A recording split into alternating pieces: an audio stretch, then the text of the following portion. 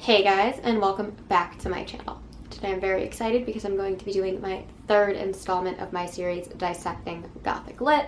If you have never seen me do this series before, I do a deep dive into some of the most famous titles in Gothic literature. So if you have not read these titles, there are going to be plenty of spoilers, and I recommend not watching this video until you have read the novels that I am speaking about. So today I'm going to be talking about one of my favorite new finds in Gothic literature, and that is Rebecca by Daphne du Maurier. So I have this beautiful old school copy of Rebecca. I'm not even sure what year it came out in, but I'm obsessed with it. It like literally doesn't even have anything listed on when it was made. It literally just says copyright 1938. I found this in this bookstore in Maryland called Wonderbook. Yes, Wonderbook, not Wonderbooks, which I think is so funny. And it was like $3 or something ridiculous like that. And I just think it's such a beautiful copy. It's got like this like leather bound thing going on and the gold writing. And so I read it having known very, very little about it a couple months ago, and just immediately fell in love with it and was like, how have I never read this before? How have I never really heard about this? I quickly found out that this is like a lot of people's favorite Gothic lit story, and I absolutely adore it.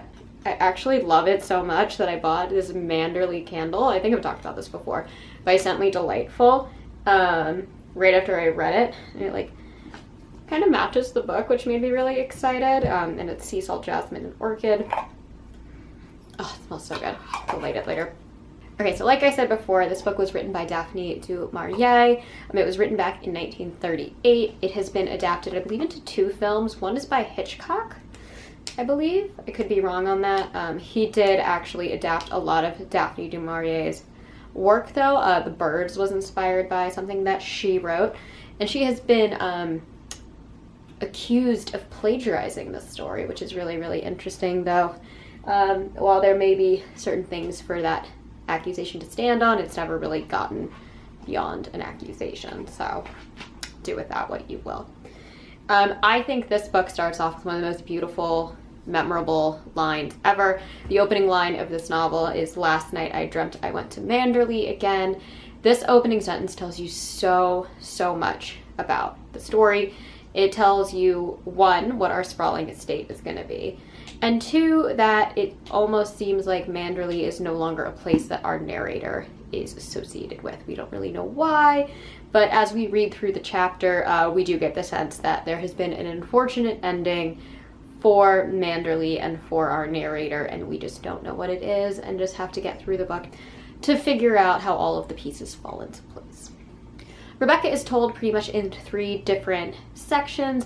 The first being where we meet our narrator as she's working as a ladies' companion in Monte Carlo. This is our introduction to kind of the naivety, I don't know how to say it, of our narrator. We get a sense of how young she is, how much of the world she does not know, how much of society she does not know, and how she's kind of clinging to this lady that she is following around Monte Carlo to kind of not only give her like a sense of purpose and a job, but an understanding of how the world works. And as she is there, she meets and subsequently falls in love with our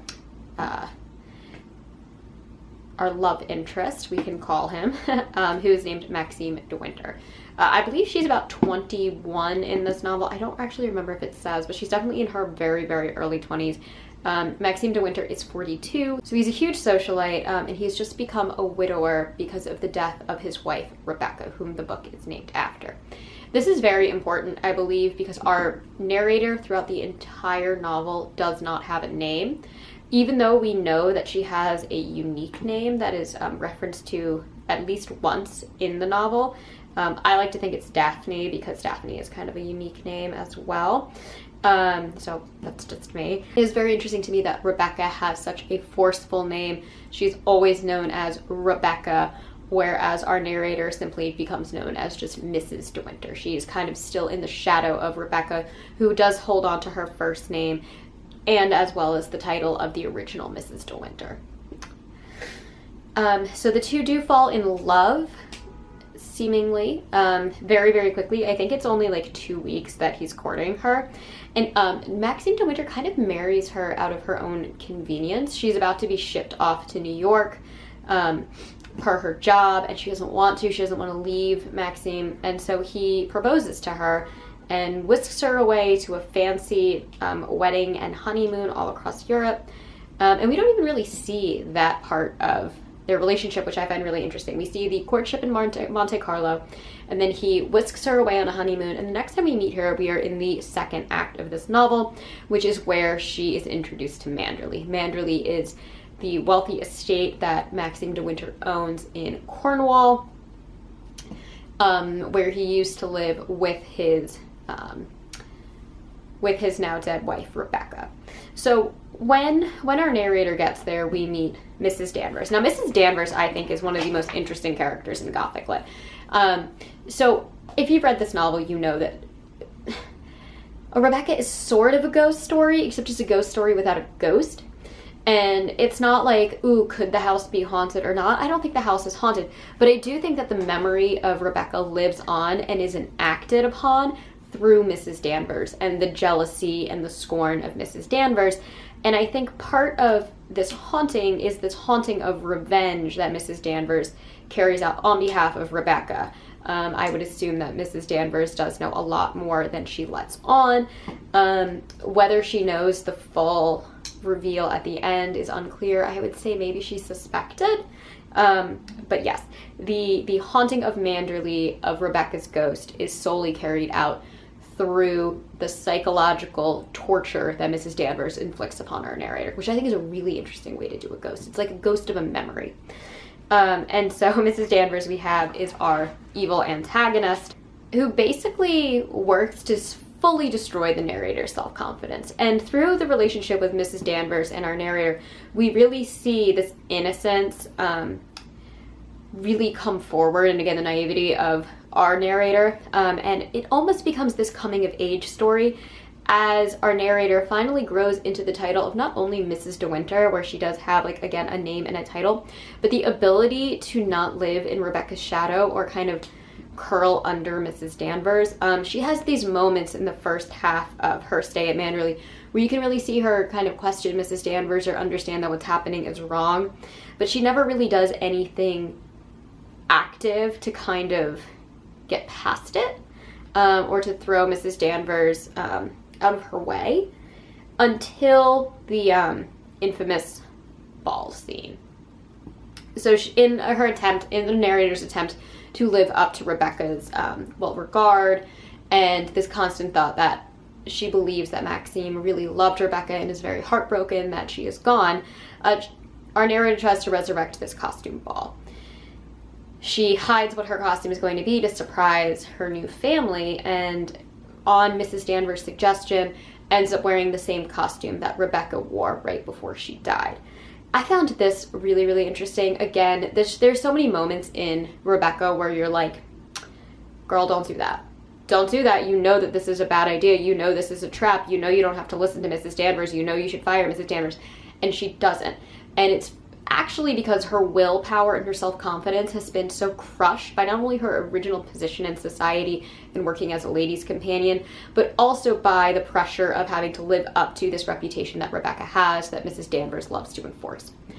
And I think once this ball happens and she finally has her heart ripped out and her confidence fully just gutted from her because she's so proud of what she accomplished with this costume, that's when it finally starts to click for her.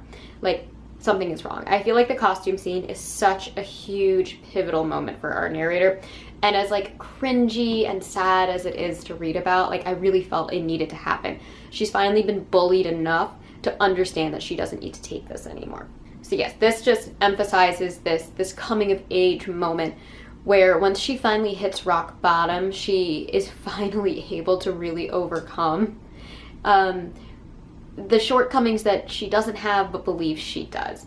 And I think this is also really emphasized just a little bit later when Mrs. Danvers and the narrator are in Rebecca's old bedroom and Mrs. Danvers is really trying to convince her to kill herself. Like, what?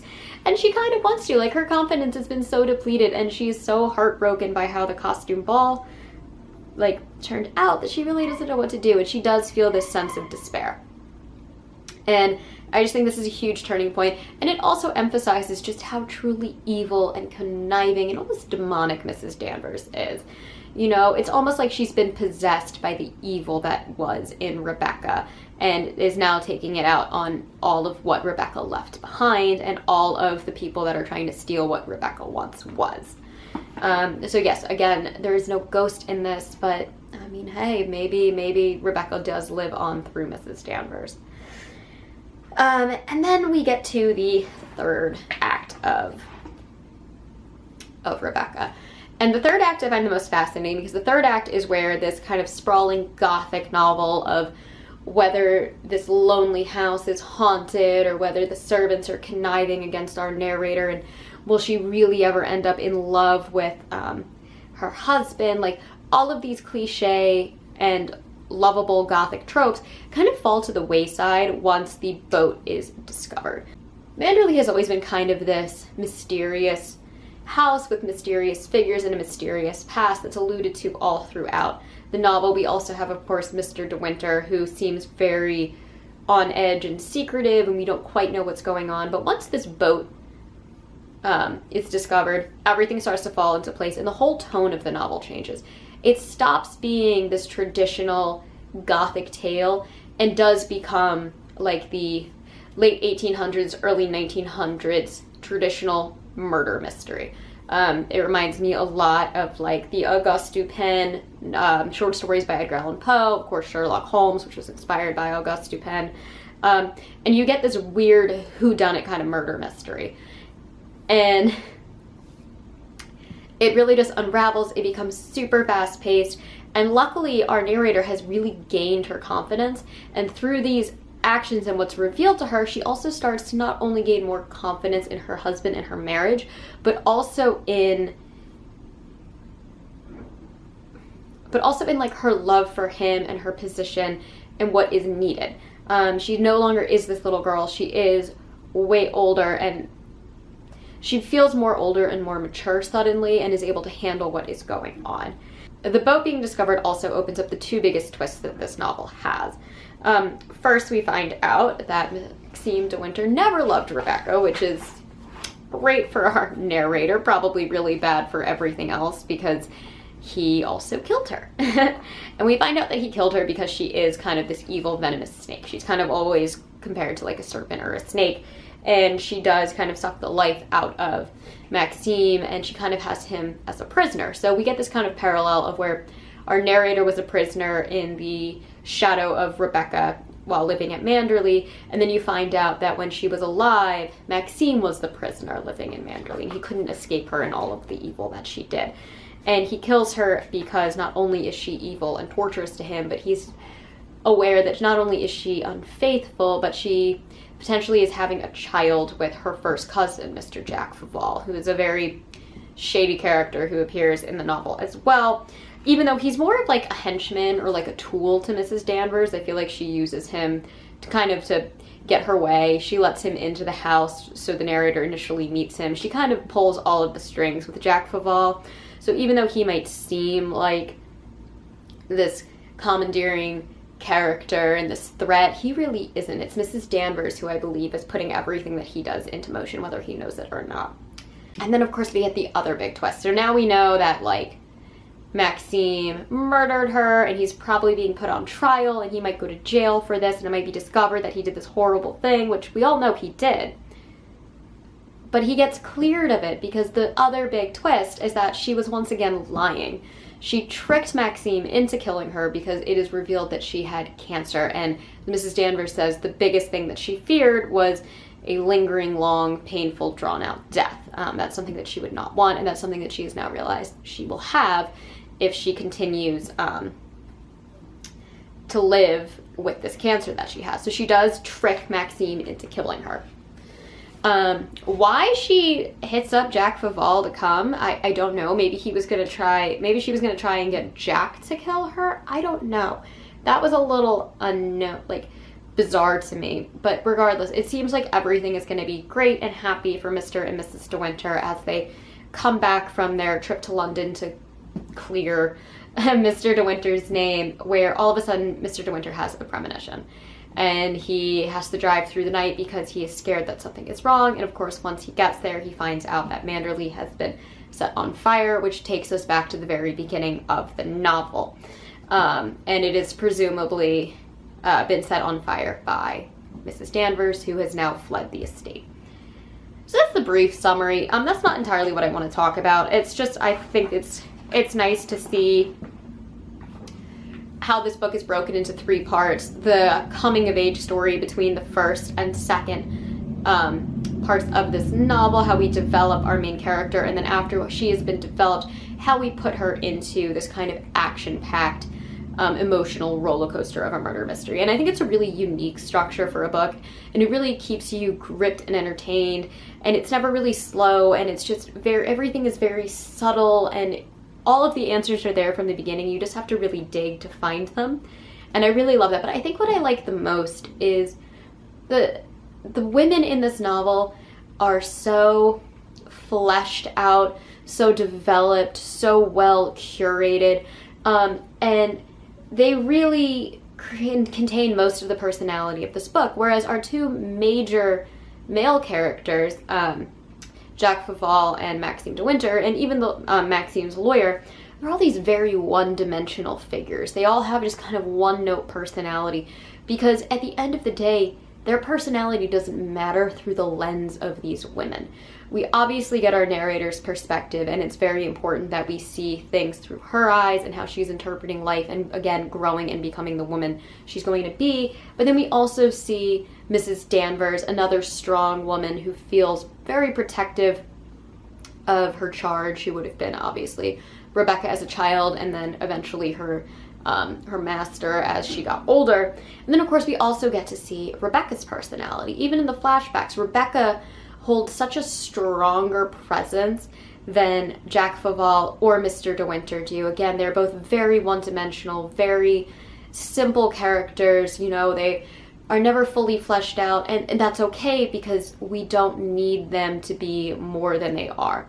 This is a very female-centric book, and I think that's what makes this novel work so perfectly well, is the book isn't actually about whether Rebecca was killed by Maxime de Winter or not. This book isn't about whether our narrator gets her happily ever after. The book is about her becoming herself, her like growing into being who she wants to be and overshadowing this really dark, foreboding character. And even though she never met Rebecca, at the end of the day, she does get to kind of thwart Rebecca. She ends up being happy. Maxime ends up being cleared of his crime.